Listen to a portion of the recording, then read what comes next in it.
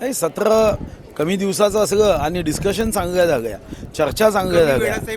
नाही, मला वाटतं की आज जरी कमी असेल तरी उद्यापासून साधारणतः 12 तास काम करण्याचा निर्णय झाला आहे. तर त्या निर्णयातून आपण विदर्भाच्या विषयाबद्दल चांगली चर्चा करू शकतो. शेतकरी विषयावर काय गंभीरतेने बोलणं झालेलं आहे? शेतकऱ्यांच्या विषयावर जशा जशा समस्या उद्भवतात, विदर्भामध्ये ही मुद्दा खूप गंभीरतेने नाही विदर्भातच नाही, महाराष्ट्राचा शेतकरी हाच एक जात आहे, एक धर्म आहे, एक समूह आहे, एक वर्ग आहे आणि समस्याग्रस्त आहे.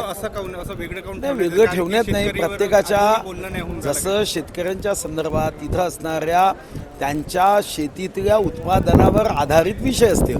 धान असेल तर धानावर अलग उपाययोजना असतील, कापसावर अलग उपाययोजना असतील, आपल्याकडे सोयाबीन असेल त्याची उपाययोजना असेल, फलोत्पादन अलग उपाययोजना असेल, तर त्यानुसार त्यामध्ये चर्चा होत असते. आपण या विषयावर काय मुद्दे ठेवलेले आहेत? मी अनेक मुद्दे काढून ठेवले आहे, जेव्हा चर्चा होईल तेव्हा मांडेल.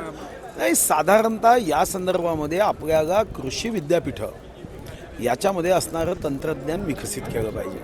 आपल्याकडे जे आपण पिकवतो ते विकतो.